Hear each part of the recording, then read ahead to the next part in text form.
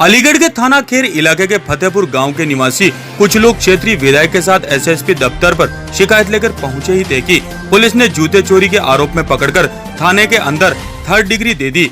जब पुलिस के सामने चोरी का मामला झूठा निकला तो धारा 151 में कार्रवाई कर दी गई। पीड़ित युवक और परिवार का आरोप है कि जब कोई जुर्म ही नहीं किया गया तो इस तरह सजा क्यों दी गई। पुलिस पर आरोप है कि थाने के अंदर 3rd डिग्री देने के दौरान युवक के कान से सुनने की क्षमता खत्म हो गई है। इस संबंध में उच्च अधिकारियों से शिकायत दर्ज कराई गई है, जिसमें जांच कर उचित कार्रवाई का आश्वासन दिया गया। नवभारत समाचार खेर अलीगढ़ से लक्ष्मण सिंह राघव। रामजी से क्या हुआ, किस बात की शिकायत लेके आए? एक जनसेवा करने से फतेहपुर पर हमने लगा जनसेवा करने राजपुर में ये आपस में जो जनसेवा करने वाला चिढ़ता था हमारे लड़के से काम चक्कर में, उसकी दुकान में कुमिल लगा है, उसने डायरेक्ट हमारे लगे नाम लिया पकड़वाया। पुलिस ने सक्रिय पे वो उठाया और थाने पर निकल दिया। मैं कोई एफ आई गई न कुछ भी, मेरे हाथ पर तोड़ती है सब। तो आपके बच्चों के साथ मारपीट की? हाँ जी, हमारे बच्चों के साथ मारपीट किया। जो दूसरे पर बच्चे थे और फतेहपुर के मामले से उनको नहीं पड़ाएगी न कुछ को गवाह बना दिए। वो कहते हैं जी हमें 500 दिए जब हमने ये कुमिल लगाया विधायक जी के सामने कहा उन्होंने। कहाँ पर शिकायत करने आया? एसएसपी साहब के क्या कहा उन्होंने? तो अंग्रेजी में आए नहीं निकलेंगे। क्या नाम है आपका?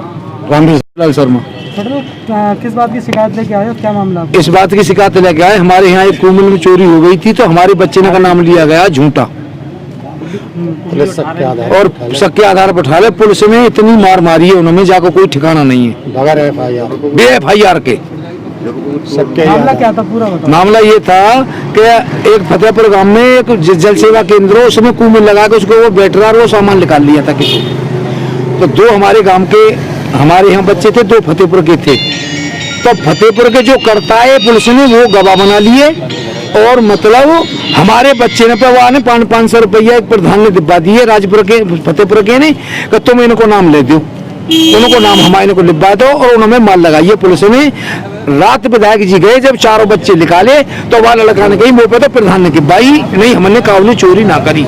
उसी मोहम्मद लड़के ने जो पहले नाम ले रहे पुलिस में वो फिर विधायक जी के सामने सत्य बोल गया।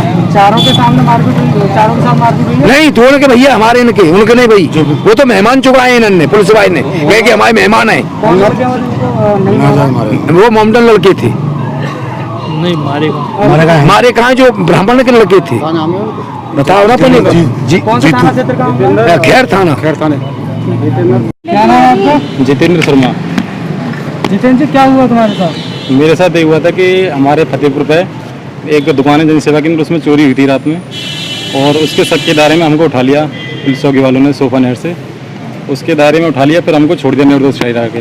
रात के समय में फिर 11 बजे हमको उठाया घर से किसी के कहने पर, प्रधान है हमारे गाँव के संजय दिवाकर, उसके कहने पर उठा के एक तो सोफा के चौकी इंचार्ज हैं और एक खैर थाने में दरोगा जी हैं, उन्होंने मिलकर हमारी ऐसी पिटाई की, हमारा कान का भी पर्दा फटाई है, कान में ब्लड निकला है हमारे यहाँ, निर्दोषी ठहरा।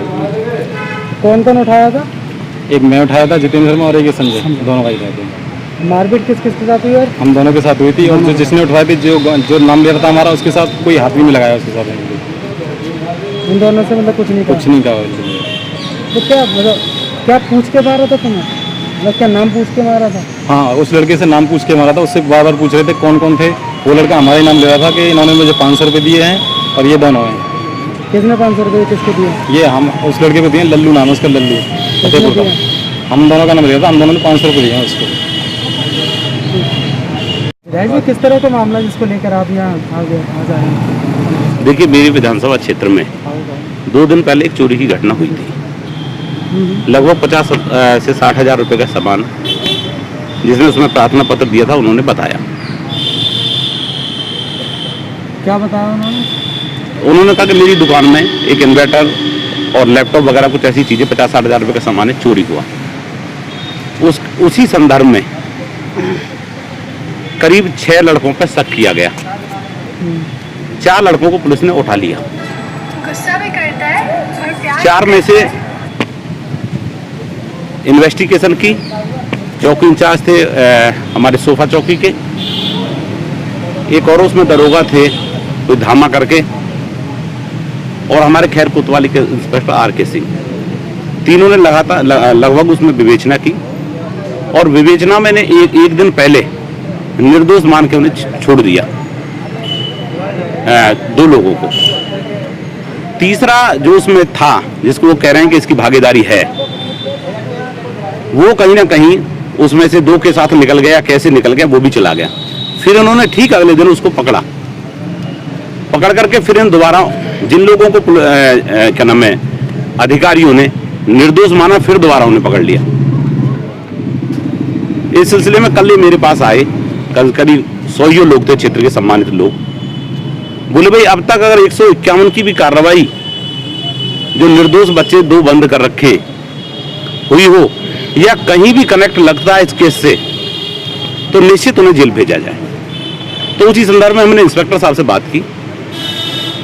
इंस्पेक्टर साहब ने हमें भरोसा दिया, ठीक है इन लोगों की इन्वॉल्वमेंट नहीं है, मैंने छोड़ रहा हूं। फिर भी वो नहीं छोड़े।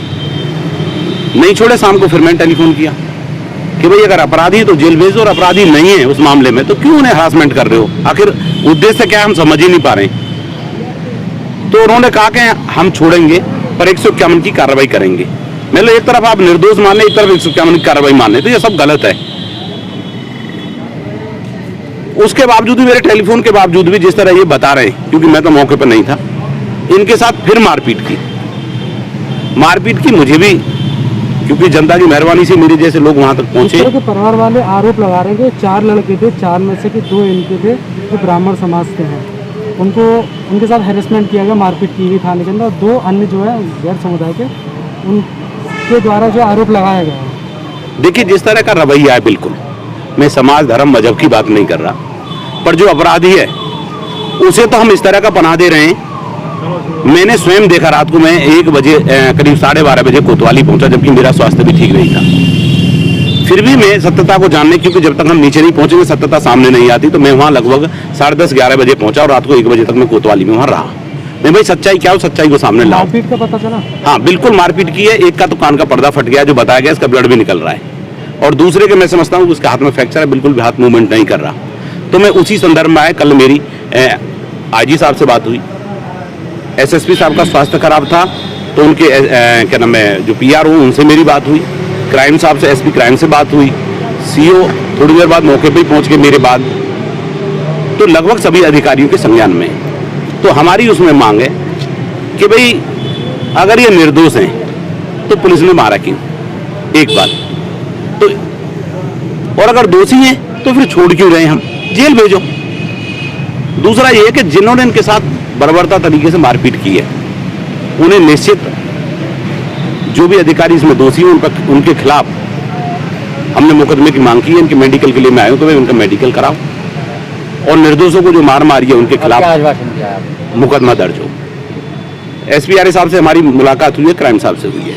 उन्होंने पूरा आश्वासन दिया 6 बजे मैं IG अलीगढ़ मोडिया साहब से मिलूंगा। ऐसा नहीं, जो उच्चाधिकारी उनका बहुत बड़ा सहयोग, उन्होंने कहा कि निश्चित कार्रवाई होगी और आज ही कार्रवाई दिखाई देगी। आप किस तरीके की कार्रवाई चाहते हैं? मेरा इसमें यह कहना है कि इस मानसिकता के अधिकारी, जो इतनी स्वच्छ छवि वाली सरकार है, और जो हम जैसे जनप्रतिनिधि जो कभी भी गलत कार्य के लिए नहीं बोलते, तो जो इस तरह का गलत अधिकारी कार्य कर रहे हैं, सरकार की बदनामी करा रहे हैं, ऐसे अधिकारियों पे, दोषी अधिकारियों पे मुकदमा दर्ज हो और उनके खिलाफ विभागीय कार्रवाई हो।